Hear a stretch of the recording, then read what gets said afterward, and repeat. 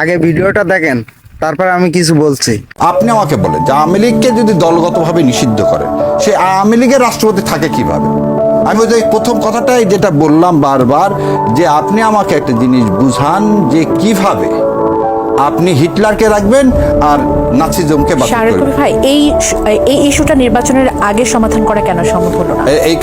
এইখানে একটু টেকনিক্যাল একটা সমস্যা আছে। সমস্যাটা হচ্ছে আপনি আজকে কিন্তু বিএনপির কি নাই একজন লোক বিশ্বস্ত রাষ্ট্রপতি বানানোর, রাষ্ট্রপতি বানানোর যখন সুযোগ আসছে তখনই আমরা বলছি রাষ্ট্রপতিকে সরিয়ে দেন। কারণ তখন যদি রাষ্ট্রপতিকে সরিয়ে দেওয়ার কথা বলা হয়েছিল তখন বিএনপি বলছে না, এখন সরানো যাবে না, তাহলে কি হবে, একটা ভ্যাকিউম তৈরি হবে, কোন দল থেকে রাষ্ট্রপতি নিয়োগ দেওয়া হবে।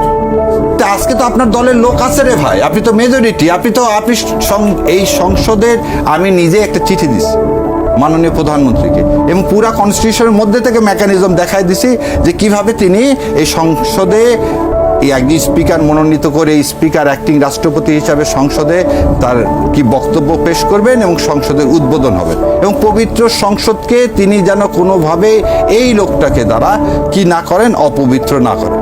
এখন যে কেউ যদি করতে চায়, শপথ গ্রহণ তো আসলে তার মাধ্যমেই হলো, সেই বিষয়গুলো না শপথ কার মাধ্যমে হলো? মন্ত্রী পরিষদের যে শপথ গ্রহণটা সেটা তো সেদিন তো বর্জন করছে জামাত ইসলাম। এটা আমার ব্যক্তিগত মতামত, আবারও বলতেছে আমার ব্যক্তিগত মতামত। আপনি যে ডিপটি স্পিকারের কথা বললেন, আমি ভাই আমি যদি জামাত ইসলামের কেউ হতাম আমি জীবনে ওটা নিতাম না, কারণ এখানে করুণা, এটা করুণা না তো, এটা অ্যাজ অফ রাইট। আমি জুলাই সনদ হলে তো আমি ডিপটি স্পিকার হবই রে ভাই। আপনি উদারতা দেখতে যাবেন কেন? আপনি একটা কন্ট্রাক্ট সাইন করলেন, সাইন করে এখন বলছে কন্ট্রাক্ট মানি না। আমি বলতে না, এটা উদারতা বাবা।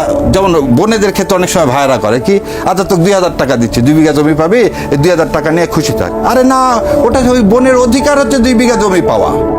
আপনি এখানে উদারতার প্রশ্নটা আসলো কি? তার মানে আপনি এখন প্রকাশ্যে বলতেছেন আপনি জুলাই সনদকে অন করেন না। আপনি গণভোটকে যেমন বিতর্কিত করতে চাচ্ছেন, জুলাই সনদকে বিতর্কিত করতে চাচ্ছেন, তাহলে কি হবে? আপনি ইতিহাসে